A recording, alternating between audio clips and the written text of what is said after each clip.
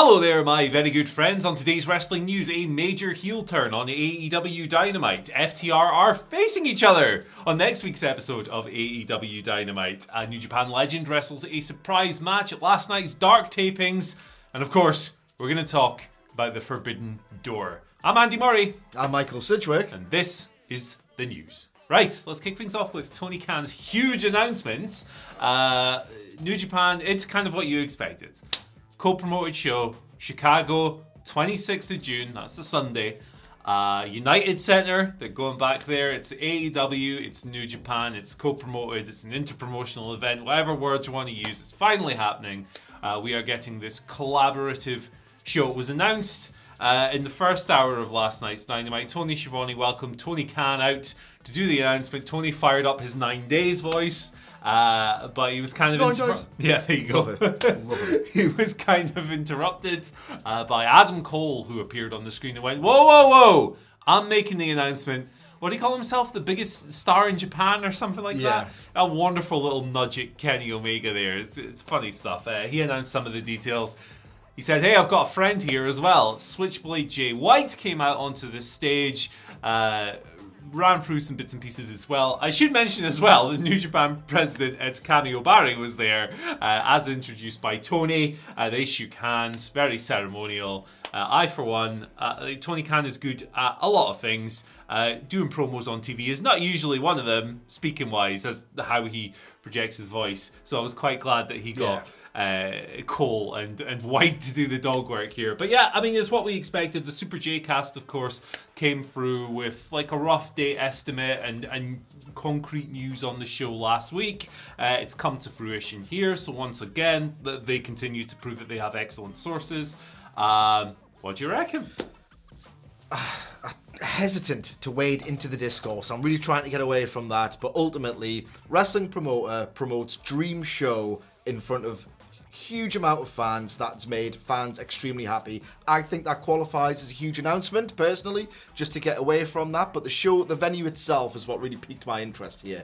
It's United Airlines Center in Chicago. It's the site of the first dance, CM Punk's return. It's an absolutely enormous venue, one of the biggest that AEW could conceivably run indoors in the States, and that in itself has me hugely excited. I'm very sure we will get more questions about certain matches that we will see on a podcast that we're going to record later today, so listen out for that later. But yeah, this venue, it says to me that they want people to fill it. They want this show to be huge, which means that I think this is going to be several levels above the old ROH New Japan War of the World shows, where they didn't do massive quote-unquote dream matches, singles matches, but the size of this arena makes me think that something like Danielson Okada, Punk Okada, like Page, Shingo, nothing like that appears to be off the table given the size of the arena and the requirement to fill it and to make it noisy and to make it very unspecial indeed. Can't wait for this show, and I think it's going to be the show that everyone wants it to be. And we got a little teaser of it this Friday on Rampage of Adam Cole announcing that he's going to face my favourite wrestler of all time, Tomohiro Ishii, on Rampage. That was taped last night as well. Good noises coming out of that match as well. Good noises indeed. A lot of people are saying it was quote-unquote tremendous. And we got similar, well, maybe a little bit higher for Moxley Yuta when that was taped. But yeah, something to look forward to for sure. And yeah, let's sidestep the discourse completely because it's poison. And let's move into our second story of the show. Heel turn. Sami and Tai. They're leaning into the crowd reactions, and that's good. It's kind of overdue. They did this last night on Dynamite. They kind of started it last week at Battle of the Belts when Sami became TNT champion for a third time by low-blowing Scorpio Sky before defeating him in their match. There was all kinds of outside shenanigans going on in that match. But they cut a promo last night, Sami and Tai. They were in the middle of the ring. Sami was dressed like a twat with a big coat. Like, it's kind of fitting the new characters. They were like, hey, thank you for those who still cheer us, but to those of you who don't, it's probably because you're jealous because my girlfriend's hotter than yours and you can be mad, all of this stuff, rubbing it in the crowd's faces, but deliberately rather than accidentally, which is why they'd kind of gotten this heat in the first place. Their reactions have indeed soured over the past few weeks, and it's good to see them pivoting away from that quite quickly before it becomes a major problem. The other side of this is that they're opposite Scorpio Sky, Ethan Page, and Dan Lambert, who are pretty dyed-in-the-wool heels in this promotion. They're getting degrees of cheers and stuff, but it's still kind of an awkward clunky piece of television, although the turn, I think, is the right one. But yeah, it looks like Sammy and Ty are on the heel side now. It's a natural move. What do you reckon? It's both good and bad, and indeed very bizarre, all of this. Look, Sammy Guevara's allowed to do what he wants on his Twitter, even though it's also a vehicle to promote his fictional character. It's also his personal account. I think the second this started to get really, really obnoxious and untenable as a babyface role is when they adapted their chemistry on screen. A babyface is meant to be struggling. A babyface is meant to overcome obstacles. Sammy Guevara has been very visibly living his best life, which has sort of rankled with fans, and it sort of completely undermines the dynamic of what a babyface seeks to achieve and tries to get over in doing. So yeah, it is overdue. Sammy Guevara, we know, can play an absolutely tremendous heel. That's what got him over as a pillar in the first place. So this is all very good, but it's a bit of an indictment on the booking long term of the Dan Lambert character. He was very obviously meant to play a surrogate to the bad faith, toxic, old guard trolls, and now he's a de facto babyface. So that's completely bad. That is kind of irredeemably bad. It should be the easiest open goal to get a character like that over as a heel. Within a year, he's now a de facto babyface. So something's gone seriously wrong there. But at the end of the day, I thought Ethan Page cut an absolutely tremendous promo. He cut the best de facto babyface promo he could have possibly cut. It's weird that fans are into Lambert, specifically given the verbiage, which I feel has been a little bit over the line, even for a heel. So that's all very weird, but it's trending, I think, in the correct direction. Yeah, Dan Lambert is supposed to be, every aspect of him is supposed to be antithetical to every AEW value, right? Yes. And here he is getting the cheers and stuff. Yeah, very interesting. Even Page, when he gets angry in promos, is sensational. Maybe he should be angrier more often. He should be a babyface more often going forward. He was tremendous. Yeah, he's good stuff. Very good looking man as well. I have to point that out every time we talk about Ethan Page. Yeah, he's a piece. Tremendously well presented. Great dress sense as well. Yeah, love that guy. I wish I could pull that off, but I cannot. I try, but I still don't. This is like little QT Marshall number. I love it. He says this literally every single day I wear this in the office. All right, QT? Yeah. He doesn't like it. Let's move over. Let's talk about FTR. They're wrestling each other. Okay, cool. It's very cool. Yeah, it is. It's awesome. This came through the bunch, the bunch of match announcements they do towards the end of Dynamite. This week, Excalibur doing it at about 200 mile an hour. I think they were short on a bit of time there. It was like, the next match is FTR. They're going to wrestle the match. It's an Owen Hart Cup qualifier. It's next week on Dynamite. It's Dax versus Cash. It's very cool. Dax has had several singles matches in the AEW so far. Cash has had none. So this is his first singles match since signing with the company in 2020. They're obviously riding high at the moment. I mean, they got the Ring of Honor, they got the AAA titles. They've suggested that they might go for the AEW titles as well, the new belt collectors. They've had acclaimed matches this year with the Briscoes, with the Young Bucks, with Rock and Roll Express for Big Time Wrestling. They're living their best lives themselves, aren't they? They're doing the Arn Anderson thing for Big Time Wrestling next month. What a time these guys must be having at the moment. Now they get to have a singles match.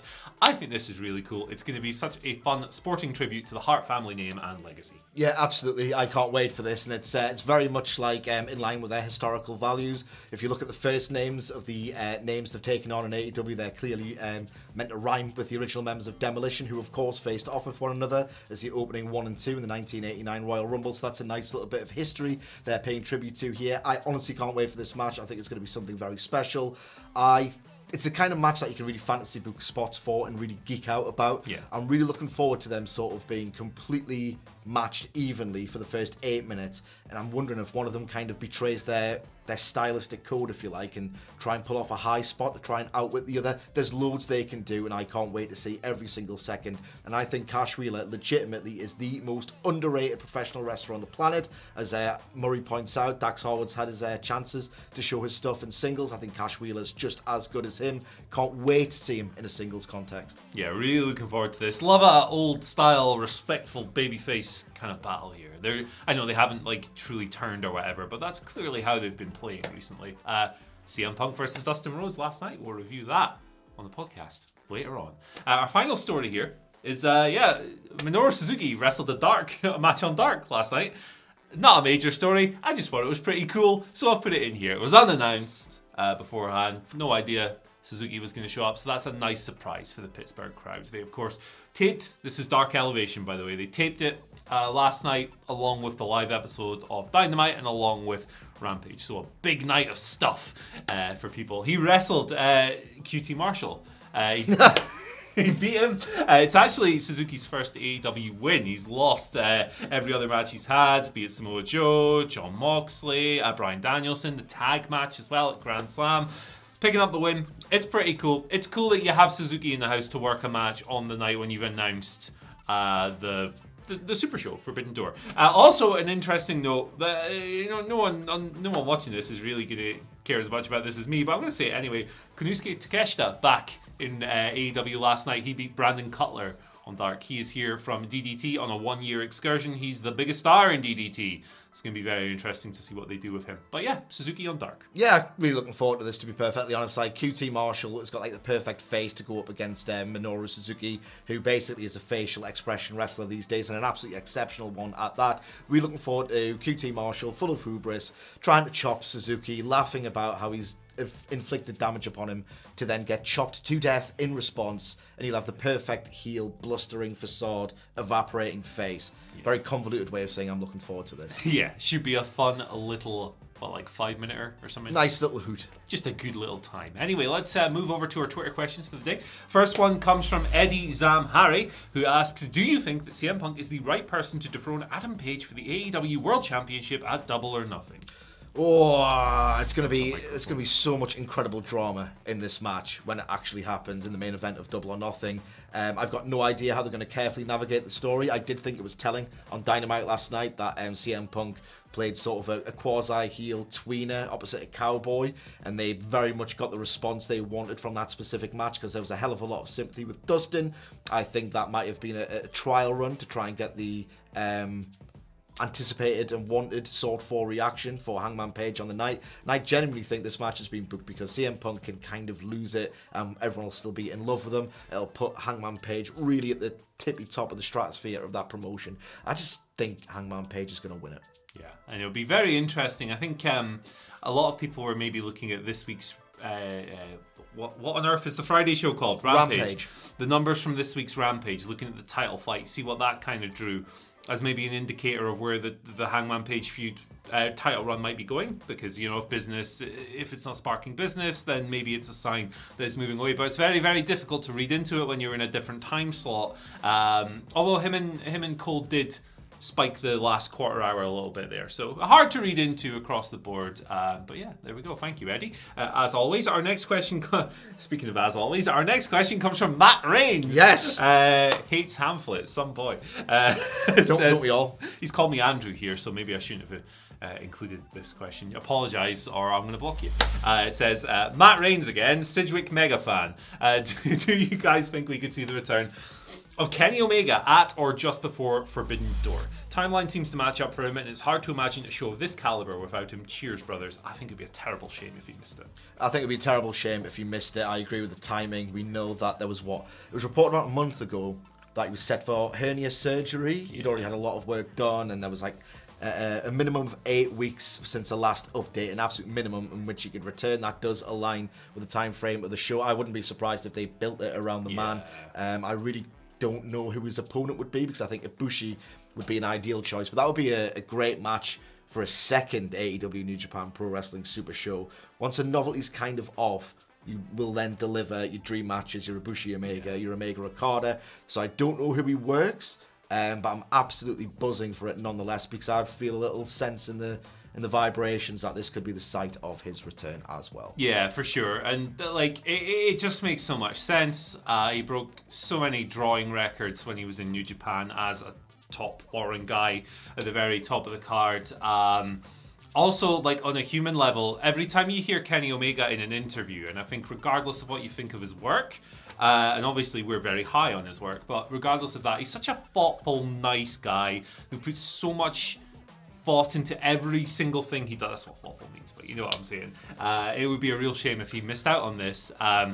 guy was battered to hell when Yeah. he walked away. So here's hoping he comes back. On the subject of his interviews, he's really put over Jay White heavily as someone he's desperate to work with again. They had a match in 2017, I believe it was, and it was very, very, very good, but like a notch below the usual Kenny Omega match. I think Jay White hadn't yet evolved into the great wrestler that he's become following that excursion. So I can kind of see that being the match because it feeds into the Adam Cole long-term rivalry that they're building. So yes, and I think like Jay White working his specific kind of match would be a great way to ease Kenny Omega back into it. And it kind of goes against all principles, everything we've learned of Gedo over the years. But hey, look, if they empty the tank and just go, we're doing Omega Okada, fine with me. Let's go. Our final question comes from Ace Trainer Liam, who asks, MJF versus Wardlow is heating up week by week, and MJF will inevitably bounce back after the eventual blow-off match.